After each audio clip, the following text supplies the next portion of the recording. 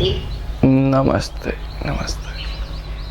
आज हम आपसे जानना चाहते हैं कि संकल्प क्या है, संकल्प क्यों लेना चाहिए, संकल्प कैसे ले और संकल्प लेना क्यों जरूरी है। लगता है आपने सत्यनारायण की कथा सुन ली है कल।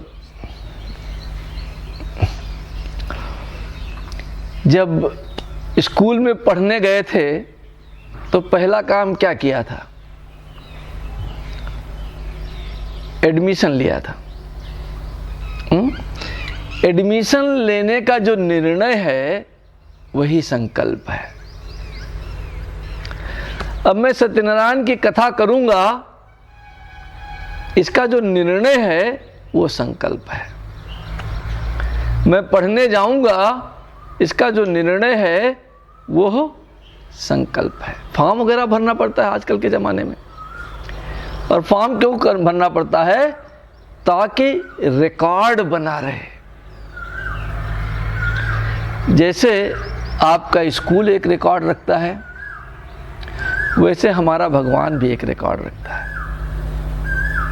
और आजकल तो उसकी बड़ी चर्चा चल रही है, आकाशिक रिकॉर्ड। कोई जरूरी नहीं कि लिख के ही रिकॉर्ड रहे। जो भी आप बोलते हैं, हम और आप बात कर रहे हैं अभी, मेरी बात आपको सुनाई दे रही है, तुम्हारी बात हमें सुनाई दे रही है।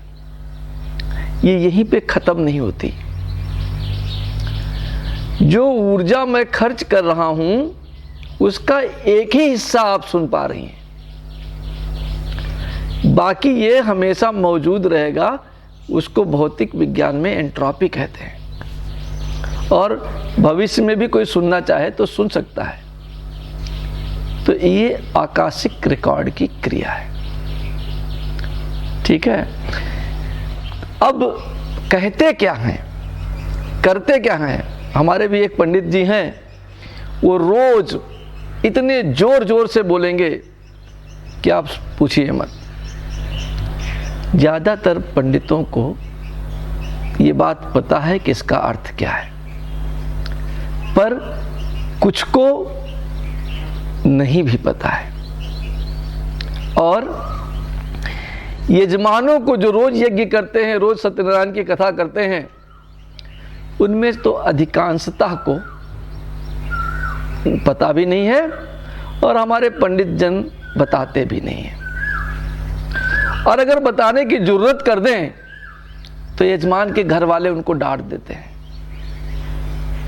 कहते हैं, अरे पंडित जी जल्दी से कथा पूरी करो, ये क्या, कहाँ फंस गए आप। तो हमारी शिक्षा को थोड़ा सा बदलने की आवश्यकता है। हमारी शिक्षा रटने पर बेस्ड हो गई है, समझने पर बेस्ड नहीं हो पा रही है। इस शिक्षा को रटने के बजाय हमें समझने पर जोर देना होगा। तो मैं बड़ा प्रसन्न हूं कि आपने इस बात को समझा कि इसमें कुछ कहा जा रहा है। क्या कहा जा रहा है ये समझ लीजिए रटने के हिसाब से। तो ये ऐसा है, ओम विष्णु विष्णु विष्णु श्रीमद् भगवतो महापुरुषो विष्णु रागया प्रवर्तमानस से अद्य श्री ब्रह्मणा द्वितीय परार्धे श्वेतवारा कल्पे वैवस्वत मनवंतरे अष्टाविशतमे कलयुगे कल प्रथम चरणे जम्बू द्वीपे भारतवर्षे गुजरात क्षेत्रे वडोदरा नगरे मुकनाम संवत्सरे मुकैने मुकमासे मुकपक्षे मुकपुण्यतिथो मुकवासरे सर्वेषु गृहेषु यथा यथम रास स्थान स्थितेषु श्री अमुक देवता प्रीत्यर्थे यथा ज्ञानम यथा मिलितोपचारे पूजनम जप कर्म च हवि कर्म च पूजा कर्म अहम अमुक नाम अमुक गोत्रोत्पन्न करिष्येत। यही सब पंडित कहते हैं। अगर आप थोड़ा कोई बड़ा कहता है और थोड़ा कोई छोटा कहता है, क्योंकि समय कम है इसलिए मैंने संक्षिप्त में कहा है। ये है आपका संकल्प। अब इसका मतलब क्या है, ये बड़ा महत्वपूर्ण है। और वो क्या है? विष्णु विष्णु विष्णु श्रीमद् भगवतो।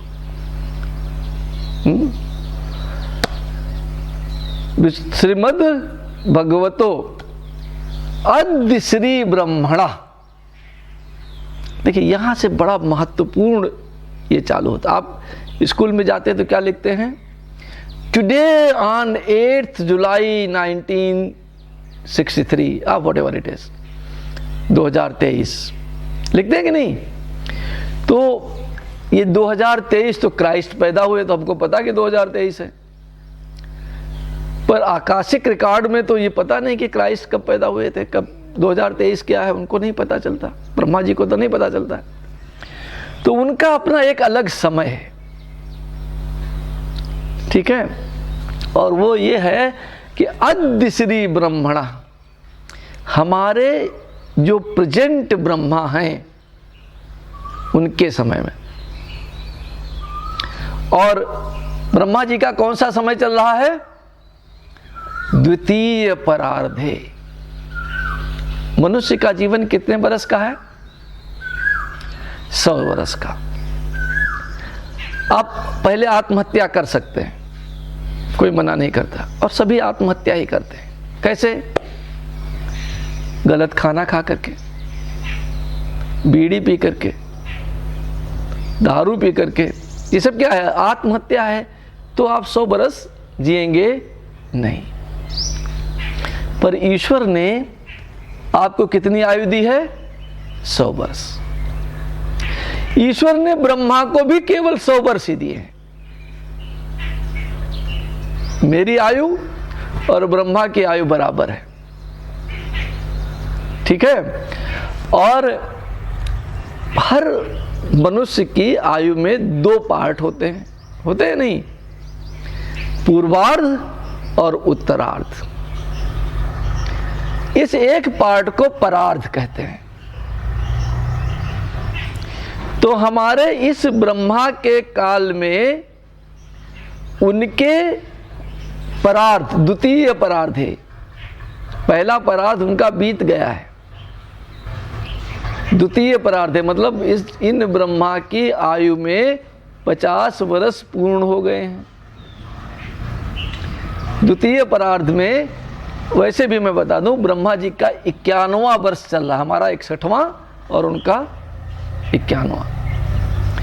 तो ठीक है, द्वितीय परार्ध में कौन सा टाइम है? श्वेत वाराह कल्पे, ठीक है। कौन सा कल्प चल रहा है? श्वेत वाराह नाम के कल्प में। भले मैं अर्थ बता देता हूं, फिर आपको यह भी नहीं पता होगा श्वेत वाराह कल्प क्या है, वो मैं एक्सप्लेन कर देता हूं। पर जो इसका अर्थ है पहले समझ लो। श्वेत वाराह कल्प में, ठीक है, वैवस्वत मनवंतरे, एक कल्प में 14 मनवंतर होते हैं। जब 14 मनवंतर बीत जाते हैं तो एक कल्प बीतता है। जैसे 12 महीने हैं वैसे ही 14 मनवंतर हैं, ठीक है। तो जो प्रेजेंट मनवंतर चल रहा है, हर मनवंतर का एक अलग राजा है, और मनवंतर के राजा को मनु कहते हैं। मनु बड़ा सुना होगा, जो भी हिंदू लोग हैं वो मनु के बारे में जानते हैं। मनुष्य स्मृति के ऊपर आजकल बड़ा बवाल भी मचा हुआ है। तो श्वेत वाराह कल्प में वैवस्वत मनवंतर में अष्टाविंशति में 28वें कलयुग में, कलयुगे 28वें कलयुग में कलि प्रथम चरणे, कलयुग के प्रथम चरण में, हर युग को 4 चरणों में विभाजित किया जाता है। मनुष्य की आयु को भी अगर आप देखें तो 4 चरणों में विभाजित किया है। पहला पढ़ेंगे, दूसरा कमाएंगे, तीसरा बच्चों का बोझ ढोएंगे, और चौथा शमशान में जाने की तैयारी करेंगे। मनुष्य में ऐसे 4 है ना। इसी प्रकार से हर युग को भी 4 विभागों में विभाजित कर दिया गया है। प्रथम चरण, द्वितीय चरण, तृतीय चरण और चतुर्थ चरण। तो कलयुगे कलि प्रथम चरणे, कलिकाल के पहले चरण में मैं पूजा कब कर रहा हूं?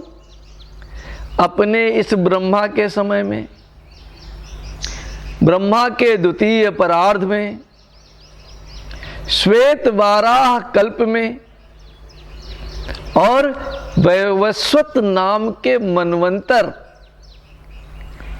के समय काल में। ठीक है। और इस समय काल में फिर आगे क्या? इस समय काल में कलियुग में। और कलियुग में कब? कलिकाल के प्रथम चरण में। ये मूल रूप से इसका अर्थ हुआ। इसको मैं थोड़ा आगे बता रहा हूं। फिर क्या है? कहां कर रहे हैं? एडमिशन तो ले रहे हैं, कब ले रहे हैं ये बात आ गई। कहां ले रहे हैं? कौन से गर्ल्स कॉलेज में जाएंगे? आनंद के विश्वविद्यालय में जाएंगे या MSU में जाएंगे? ये आगे की बात है। तो कहां कर रहे हैं? जम्बू द्वीपे। द्वीप किसको कहते हैं? आइलैंड को, जो चारों तरफ से समंदर से घिरा हुआ हो उसको हम द्वीप कहते हैं। हमारा ये इस हमारे द्वीप जिस पे हम रहते हैं इसका नाम क्या है? जम्बू द्वीप। अभी इसका नया नाम है यूरेशिया। इस जम्बू द्वीप में कौन कौन आते हैं? 2 कॉन्टिनेंट इसमें आते हैं। अब पता नहीं ये 2 कॉन्टिनेंट कैसे हो गए, क्योंकि एक द्वीप का एक ही कॉन्टिनेंट होना चाहिए।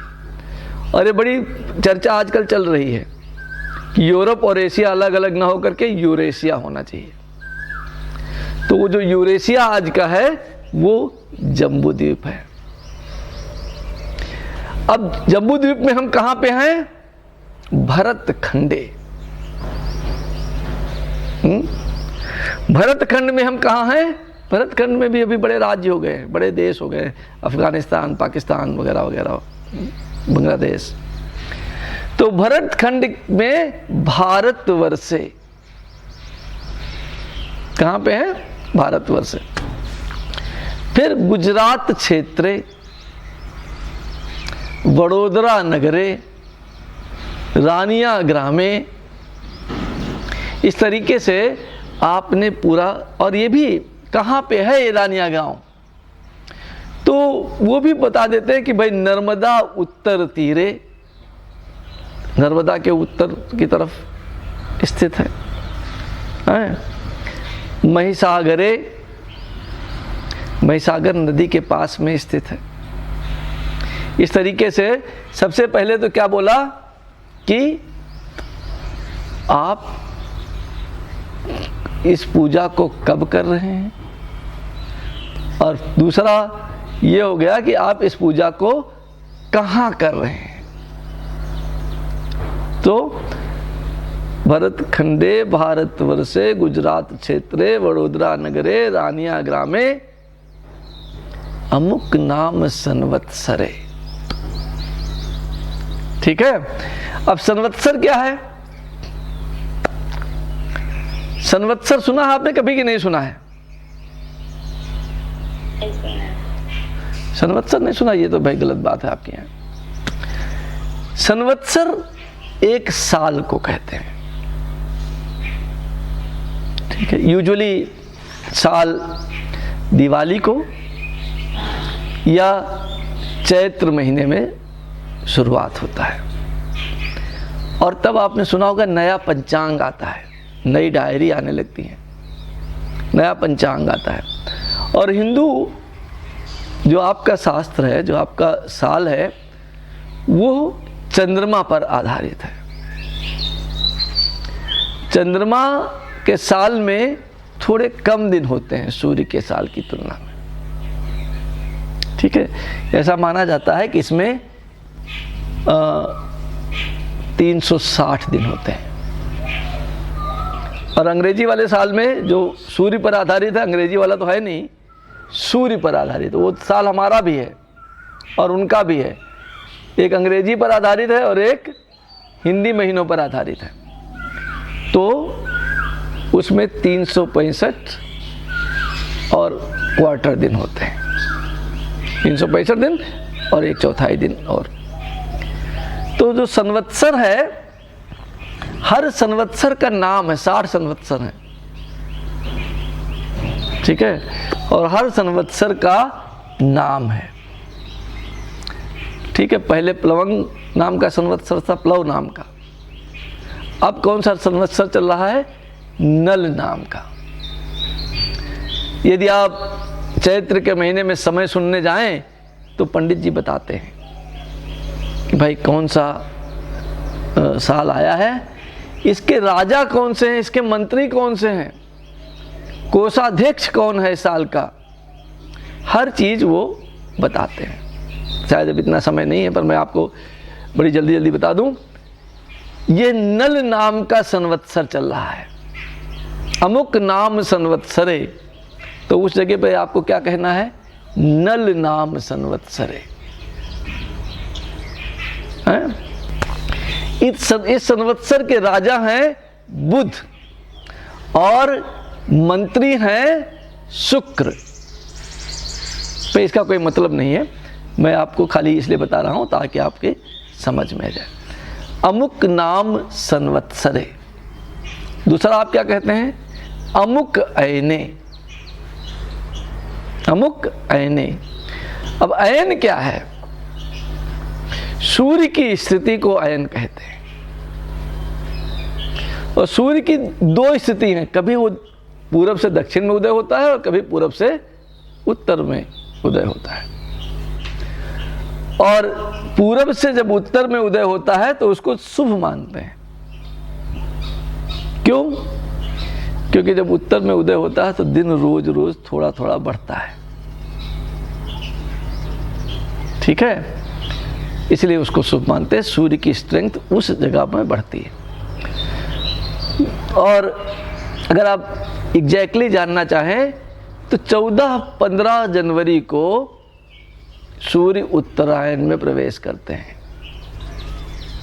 और फिर 6 महीने तक उत्तरायण में ही रहते हैं। थोड़ा आगे पीछे होते रहते हैं लेकिन रहते हैं उत्तरायण में ही, ठीक है। तो सूर्य कहाँ पर हैं ये भी आपको बताना है। तो क्या हुआ? अमुक नाम संवत्सरे अमुक अयने। तो आपको उसमें भरना है कि उत्तरायणे और दक्षिणायने। अभी महीना जून का चल रहा है, सूर्य की स्ट्रेंथ बड़ी ज्यादा है, इसलिए वो होगा उत्तरायणे, अमुक अयने। और उत्तरायण के बाद क्या होता है? 6 महीने का पीरियड है उत्तरायण। तो आपको बताना कब कर रहे हैं। तो अमुक अयने अमुक मासे, चैत्र वैशाख ज्येष्ठ आषाढ़ सावन भादो, कितने महीने हैं? 12। कौन सा चल रहा है अभी? वैशाख। तो क्या हुआ? उत्तरायणे वैशाख मासे। अब वैशाख महीने में कितने दिन होते हैं? 30। तो उसके भी 2 पार्ट हैं, क्योंकि चंद्रमा 14-15 दिन रहता है शुक्ल पक्ष में और 14-15 दिन हो जाता है कृष्ण पक्ष में। तो अमुक मासे अमुक पक्षे, तो वहां आपको क्या भरना है? ये तो फॉर्म है, जैसे स्कूल में जाते फॉर्म देते हैं, उसमें डाट डाट डाट लिखा रहता है, वहां भरना अपना नाम वगैरह। तो इसमें भरना है शुक्ल पक्षे या कृष्ण पक्षे, ठीक है। अब पक्ष आपने भर दिया, उसके बाद क्या है? कृष्ण अमुक पक्षे अमुक तिथौ। क्या है कि किस तिथि को मून की किस परिस्थिति में आप इस पूजा को संपन्न करने जा रहे हैं, क्योंकि रिकॉर्ड तो लिखना ना कहीं। आप स्वर्ग में जाएंगे तो वो रिकॉर्ड देख लेंगे कि भाई किया आपने कुछ नहीं किया। तो उन्होंने क्या कहा, अमुक तिथौ, तिथि कितनी होती हैं? प्रथमा, द्वितीया, तृतीया, चतुर्थी, पंचमी, षष्ठी, सप्तमी, अष्टमी, नवमी, दसवीं, एकादशी, द्वादशी, त्रयोदशी, चतुर्दशी, पूर्णिमा और अमावस्या। इस प्रकार से कितनी तिथि हुई? 16। अमावस्या से लेकर के पूर्णिमा तक, पूर्णिमा से लेकर के अमावस्या तक। तो आपको इसमें लिखना है अमुक तिथौ। अब तिथि में भी बड़ा कंफ्यूजन हो जाता है कई बार भगवान के माइंड में कि वो तिथि कब आई थी, गुरुवार को आई थी कि शुक्रवार को आई थी, क्योंकि कोई कोई तिथि 2 दिन होती है, गुरुवार को भी रहती है और शुक्रवार को भी रहती है। हालांकि ईश्वर के नियम के हिसाब से 2 दिन नहीं होती, क्योंकि तिथि वही मानी जाती है जो तिथि सूर्योदय समय मौजूद हो, उसी तिथि को तिथि माना जाता है। तो 2 नहीं होती, फिर भी कंफ्यूजन दूर करने के लिए संकल्प में प्रावधान है। तो अमुक तिथौ अमुक वासरे। अमुक वासरे क्या हुआ? आज का दिन रविवासरे, सोमवासरे, भौमवासरे, बुधवासरे, गुरुवासरे, वो आज का दिन भी आपने लिख दिया। तो बड़ा स्पेसिफिक, बड़ा गणितीय गणना है हमारा संकल्प, ठीक है। तो अमुक वासरे, फिर क्या है? फिर मैं यहाँ शॉर्ट में कह दिया हूँ, सर्वेषु ग्रहेषु यथा स्थान स्थितेषु। सभी ग्रह अपने यथोचित स्थान पर हैं, लेकिन जब बड़ा यज्ञ करना है तो वो ये भी नहीं मानते हैं। तो क्या कहते हैं? सूर्य ग्रह किस राशि में है, किस नक्षत्र में है, कितने डिग्री का है। चंद्रमा ग्रह किस राशि का है, किस नक्षत्र का है और कितने डिग्री का है। इस तरीके से 7 ग्रहों, ग्रह कितने हैं? 7। कितने हैं? 7। राहु और केतु को मिला दे, जो ग्रह नहीं है तो 9 हो जाते हैं। पूजा 9 ग्रहों की होती है, लेकिन पिंडीय रूप में 7 ही हैं।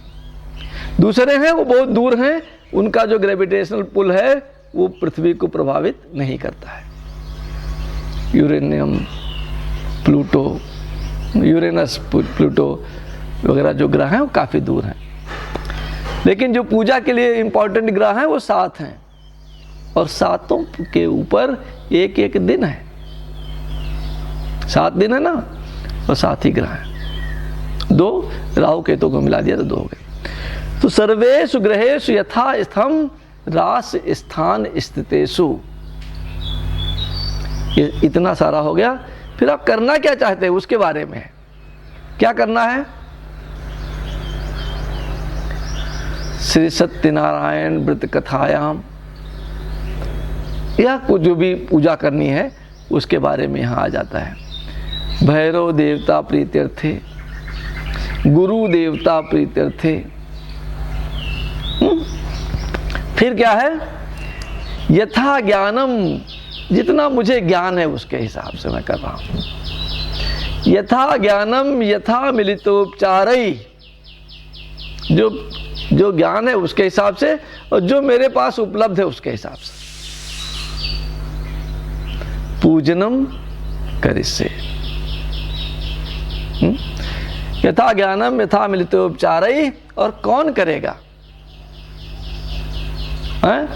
तो उसमें ये भी विधान है कि स्व करेगा, स्वयं करेगा, या पंडित जी द्वारा कराया जा रहा है। ठीक है। फिर अगर आप कर रहे हैं तो आप कौन हैं? हैं? तो उसमें ये भी लिखना है, बताना है भारद्वाज गोत्रोत्पन्नो अहम। आप कहते हैं ना, अपने गांव में कोई पूछता भाई कौन है आप, तो कहते हैं मैं फला फला की बेटी हूं। तो हम यहां क्या कहते हैं कि इस गोत्र में के मैं जन्मा हूं।